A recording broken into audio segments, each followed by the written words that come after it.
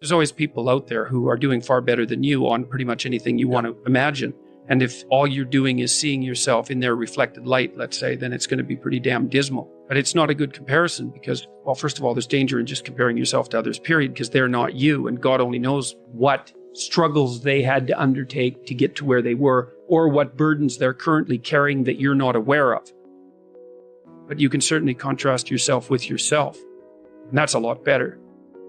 It is the only way. Well, it's also the only way of really measuring anything approximating proper improvement. You can actually tell when you're a little better than you were yesterday. Right. And you can actually do that. That's another thing that's so interesting about it, is that you can actually make yourself a little better in some way, pretty much, well, I don't know if it's at every moment, but you can certainly do it every day.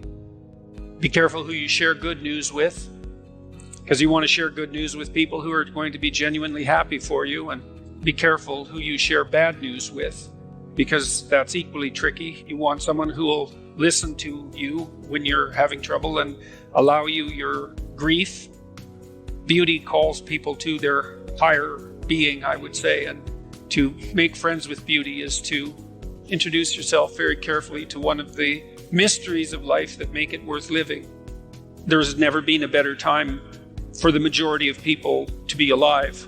And the future, although we're vulnerable and terrible things can always happen to us, it's hard to make a case that the future doesn't look comparatively positive. We're becoming extremely technologically sophisticated, and the world is changing at an incredibly rapid rate. And the only way we're going to be able to manage that in a positive way is if each of us, or as many of us as possible, are capable of making wise and careful and truthful decisions. And if we do that, then maybe things can continue to improve. You don't get people to stand up on their own 2 feet and to adopt responsibility if everything is given to them. And that's a real conundrum. You know, maybe you're in California, see someone speeding down the road in a convertible Porsche, and you think, oh man, what a lucky bastard. And the truth of the matter is that he's thinking about wrapping his expensive sports car around the next cement pillar that he comes close to. You know, you can't tell. And people have hard lives. And even people who are comparatively fortunate have hard lives. And the ideal that you're observing that makes you jealous and resentful is in large part an illusion that's created by your own mind. You have to be careful of what you're jealous of, because you don't really know what it is.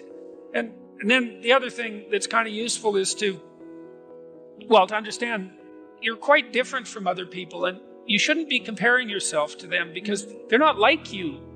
They don't have your family. They don't have your temperament. They don't have your troubles. They don't have your abilities. The only person that has those is you. One of the rules, I think it's rule 4, is compare yourself to who you were yesterday and not to who someone else is today. And see, that's a game you can win. The possibility that you can make yourself slightly better on a continual basis is, I think that's something that's accessible to everyone. I think that's equivalent to leading a virtuous life. And there is something to be said for virtue and truth. You know, and that is one thing. Another thing that I've noticed about people who've been phenomenally successful is that they really do everything they can to live a truthful life. And you can get a bloody long ways by being honest. You got to know that there are differences in intelligence. It's really important. If you go into a job and you're not smart enough for that job, you're going to have one bloody miserable time. And you're going to make life wretched for the people around you because you won't be able to handle the position. But what you really want to do, as far as I can tell, if you want to maximize your chances for both success and let's say well-being, is you want to find a strata of occupation in which you would have an intelligence that would put you in the upper quartile. That's perfect. Then you're a big fish in a small pond. And you don't want to be the stupidest guy in the room. It's a bloody rough place to be. And you probably don't want to be the smartest guy in the room either, because what that probably means is you should be in a different room. If you want to be the best at what you're doing, bar none, then having an IQ of above 145 is a necessity. And maybe you're pushing 160 in some situations. And maybe that's making you one person in 10,000 or even one person in 100,000. And then also, to really be good at it, you probably have to be reasonably stress tolerant and also somewhat conscientious. Why is it that smart people are at the top of dominance hierarchies? And the answer to that in part is because they get there first, right? I mean, everything's a race, roughly speaking. And the faster you are, the more likely you are to be at the forefront of the pack. And intelligence in large part is speed. That's not all of it is. So if you're moving towards something difficult rapidly, the faster people are going to get there first. You're going to have to put some effort into your life. And you need to be motivated to do that. And so what are the potential sources of motivation? Well, you could think about them in the big five manner. You know, if you're extroverted, you want friends. If you're agreeable, you want an intimate relationship. If you're disagreeable, you want to win competitions. If you're open, you want to engage in creative activity. If you're high in neuroticism, you want security. Okay, so those are all sources of potential motivation that you could draw on, that you could tailor to your own, your own personality. But then there are dimensions that you want to consider your life across. And so we ask people about, well, if you could have your life the way you wanted it in 3 to 5 years, if you were taking care of yourself properly, what would you want from your friendships? What would you want from your intimate relationship? How would you like to structure your family? What do you want for your career? Well, how are you going to use your time outside of your job?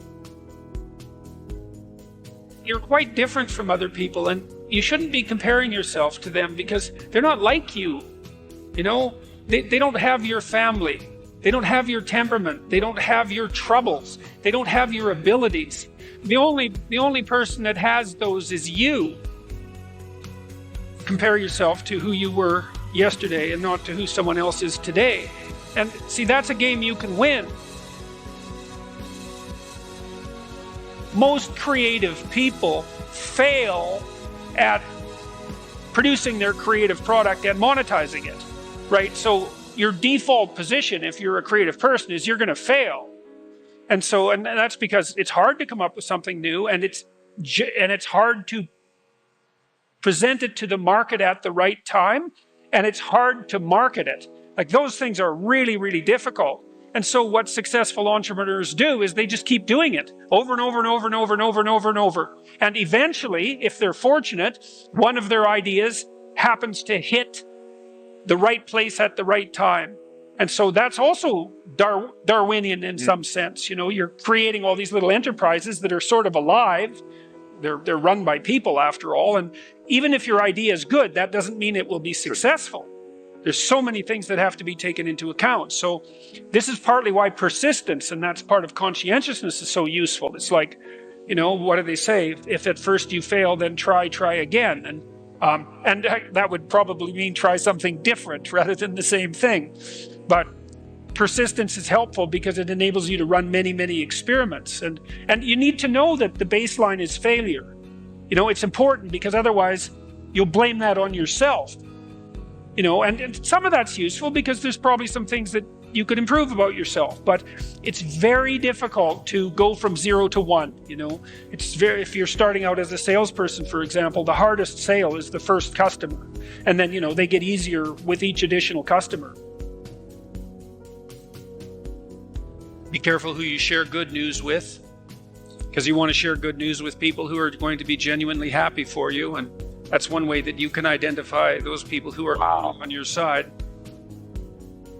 Be careful who you share bad news with, because that's equally tricky. You want someone who will listen to you when you're having trouble and allow you your grief, especially if it's a consequence of something tragic, and who won't try to one-up you, because often when you're talking to people, they'll be thinking about what they have to say that's worse, and that's not helpful if you need a listening ear. Make one room in your house as beautiful as possible.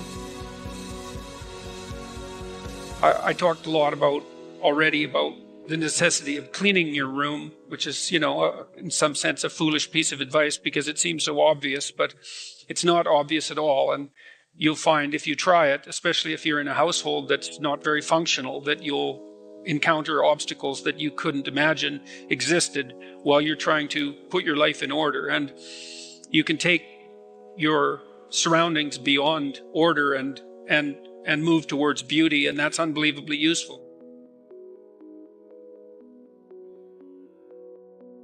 There's this saying that says, tough times produce strong men, strong men produce good times produce weak men produce tough times. Yes. If that's the truth, which phase are we in today? Well, if you think about it historically, you have to say that we're in good times. I mean, that doesn't mean everything about the current times are good. And of course, life is always tenuous and difficult. But it's 1919. If you go back 100 years ago, imagine what the last 5 years would have been like, right? The entire world was encapsulated in a terrible war. The trench warfare was absolutely brutal, and that was a 5-year period. And then that was followed by the Spanish influenza, which killed 120 million people. And, so I'd rather be here now than there then by a substantial margin. And I think life is never easy, even under relatively positive conditions. But I would say that speaking on a global level, there's never been a better time for the majority of people to be alive. And the future, although we're vulnerable and terrible things can always happen to us, it's hard to make a case that the future doesn't look comparatively positive. We're becoming extremely technologically sophisticated, and the world is changing at an incredibly rapid rate. And the only way we're going to be able to manage that in a positive way is if each of us, or as many of us as possible, are capable of making wise and careful and truthful decisions. And if we do that, then, maybe things can continue to improve. The other thing I would say is that scheduling your time is also extraordinarily useful. And so I can tell you a little bit about how to use schedules effectively. You should develop a long-term plan. So you have to set up your long-term vision. And then I would say, once you set up that vision so that you know how to orient yourself, then you should start designing your days. And you can do that very effectively with a calendar like Google Calendar. Many people say, well, I hate using a schedule, or I hate using a calendar.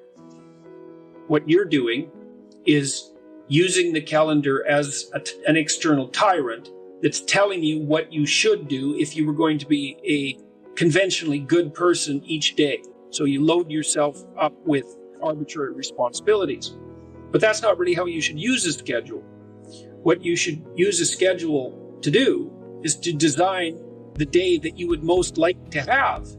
And obviously that's going to include accepting some responsibility and undertaking to make progress on those things that you have to make progress on to keep your life from collapsing into chaos. But it should also mean that you schedule in activities that make you actually want to have that day. And so if you're using a schedule properly, that it can be your friend. And that can also be something that can increase your capacity to concentrate. And then I would say, well, if you're very scattered, then you can start to train yourself. You might say, well, I need to learn to read without distraction. So maybe what you do, you say, okay, well, for the next week, I'm going to read 10 minutes a day, and I'm going to try to limit the distractions. And if you're successful at that, then you could try 12 minutes a day. And if you're successful at that, you could try 15 minutes a day. And the trick is to set a goal for yourself that is slightly beyond your current level of performance, enough to be challenging, enough to be worthwhile if you accomplish, but not so difficult that you're likely to fail. And then practice incrementally, day by day, trying to inculcate the habits that you want to inculcate. And assume that it'll take you a number of months or even a number of years in order to become very fluent at the habit. The important thing is to start improving incrementally, because incremental improvement pays off like compound interest.